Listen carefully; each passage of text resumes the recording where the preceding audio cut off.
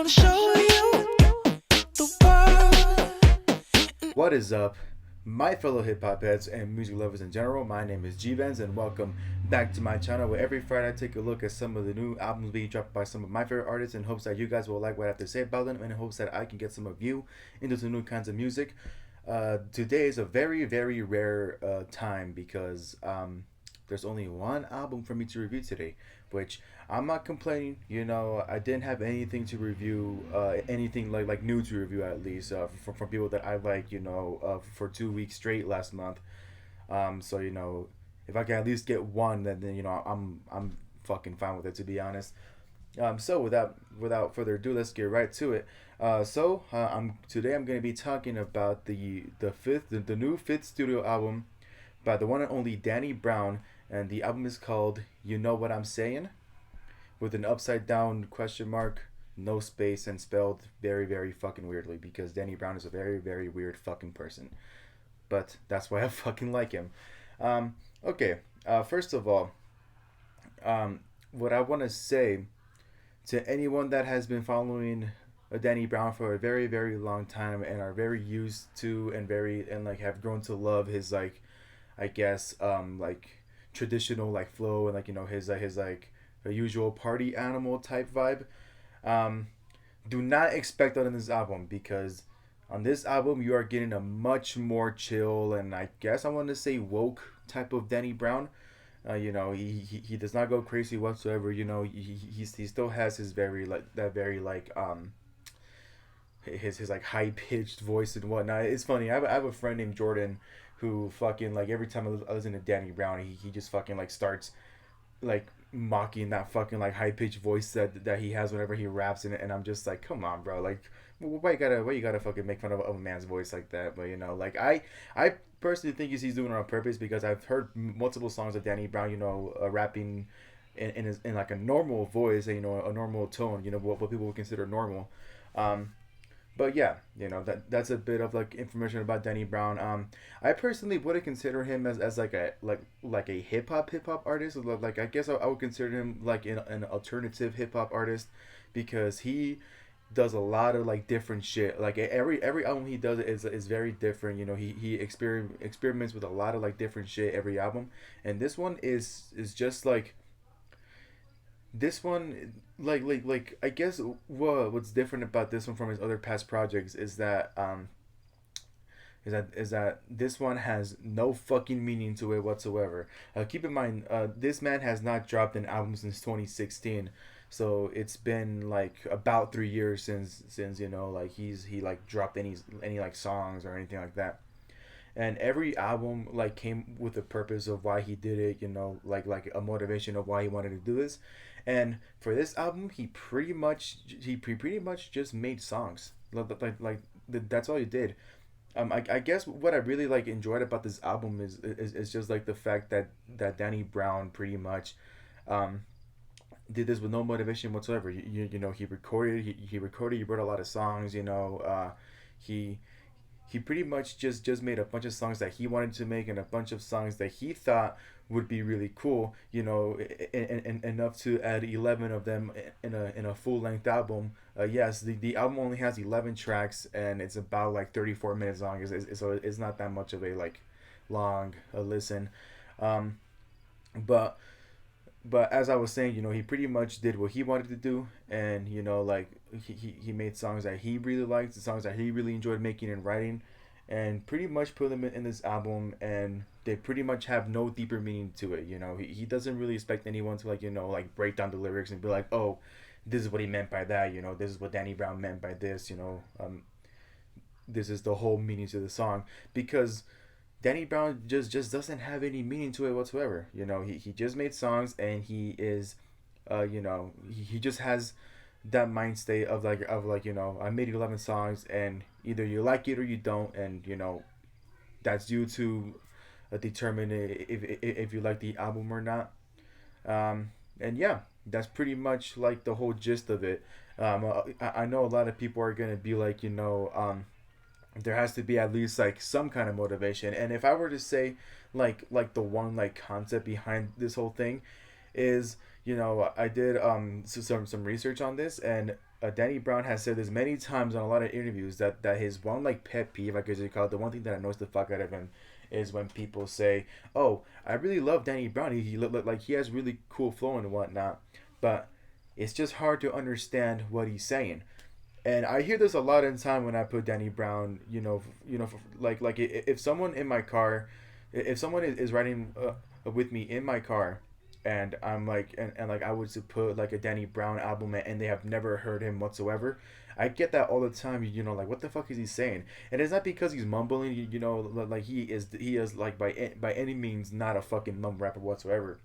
It's just like I said that he like has the habit of like rapping in like a very like fast paced and high pitched ass voice that it seems that like he's either going too fast or he's just like making up fucking like gibberish or some shit. Um, but yeah, that's what people mean by the fact that it's just hard to understand him sometimes. Um, so yeah, Danny Brown pretty much said, okay, you guys don't want party animal Danny Brown for this one. Y'all are tired of not being able to understand what the fuck I'm saying. Fine, then I am gonna be a lot more chill, a lot more slow, a lot more a lot more like wise about it, a lot more woke about it. Pretty much, Danny Brown is like trying to be Uncle Danny Brown or like an older sibling, because this man has seen a lot of shit.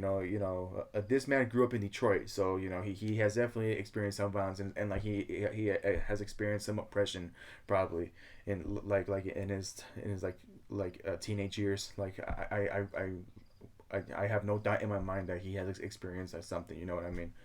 Um, but pretty much Danny Brown just like shares his experiences, and like I guess the one thing you can take away from this album and every song is that he's pretty much trying to talk to all the younger people. He shares a lot of like of his past experiences. All the mistakes he made as a teenager. Like all the like mistakes that he's currently making now. Yeah, he's not becoming like a lot more older, but even older people like have like something new that they can learn from somebody. So he pretty much talks about his past experiences, his past pain, his past like mistakes that he's made, that has either hurt himself, his friends, his family, and pretty much hopes that the listeners, whoever they are, that they will like truly, listen to what he's saying and understand what he's saying, and pretty much like learn from it and like take it as an example to like to live your life the way you want to, but to also make sure that you are trying to not only be a better person for yourself, but for the people around you, because it's the people around you that are going to like keep you like sane with all the bullshit going on in your life. You know what I mean?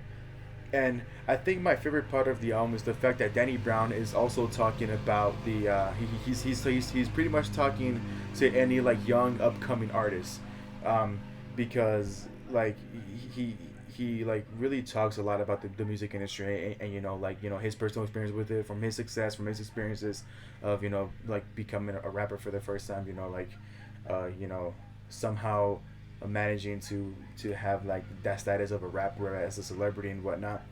And he pretty much expresses the importance of always living your life like you're going to lose everything tomorrow. If you're an artist, always live your life like you're gonna lose everything tomorrow, because I can't explain to you how important it is to understand that anybody any upcoming artist, it's very fucking easy to get it. Anybody can be a fucking rapper nowadays. Anybody can fucking get it. The hard part is trying to keep it. And that's what Danny Brown pretty much expresses. The importance of remembering that the hard part is keeping it, and always remember that you're not gonna have it for a very long time. Most artists don't have it for a very long time. So always live your life like you're about to lose everything tomorrow. And that's pretty much the gist of the album. I'll be honest. It was kind of a slow and kind of like disappointing start. Like I'll be honest, at the beginning of it, like the intro track, I was like, what the fuck is this? Like I'm not gonna lie, I was like almost about to say, I was almost like this close of saying like this was not worth the fucking wait. I've been waiting for 3 fucking years, and like this man delivers this. Um, but as the album gets like once like you go more into the album, you like you will pretty much like enjoy every second of it. I would say like my favorite track, like I'm kind of stuck on what like my favorite track is, like I'm honestly like the last three tracks entitled Negro Spiritual, Shine, and Combat were all like really like great endings to this album. So I guess all three of them are my favorites, at least. I don't know if anybody else. Um, but I just want to talk about one more thing, which is the production value. You know, a lot of you know that production value is something that I like, and that is like very fucking important to me, because you know, anybody can make a bunch of like lyrical shit, but it's like if you can make a catchy ass beat, then that's what fucking like matters. And I really enjoy this production value, and that's mainly because Danny Brown somehow managed to get the help from motherfucking Q-Tip. For those of you that have never heard of Q-Tip, he is very known for being like a member of the very very great and very very like awesome rap group called a Tribe Called Quest. I'm pretty sure you guys have heard of that band before, or like that rap group. So yeah, Q-Tip has pretty much taken credits for most of the album's production, and you know he did a fucking good job, and you know, and I'm actually kind of glad that he finally got a chance to work with Danny Brown, because Danny Brown has expressed many times that Q-Tip is like his like number one fucking like inspiration when it came to do the whole music thing. So you know, so you making moves, man. You finally like you made a fucking album with a fucking legend helping you out, man. So yeah, shout out to you, Danny Brown. And with that being said, I guess that's pretty much all I really had to say. Thank you guys for watching. Hope you guys enjoyed my review. Go ahead and follow me on Instagram down below. As always, DM me for requests. Go ahead and follow Danny Brown on Instagram down below. His new album, You Know What I'm Saying, is out now. Go listen to it if you haven't already. And with that being said, don't forget to like, subscribe, and click that bell down below so you don't have to miss any single upload from me whatsoever. And don't forget to stay happy. 19s, but I keep them cleaned out. Let the inside dark tinted window. Wood grain wheel, tell me how you really feel.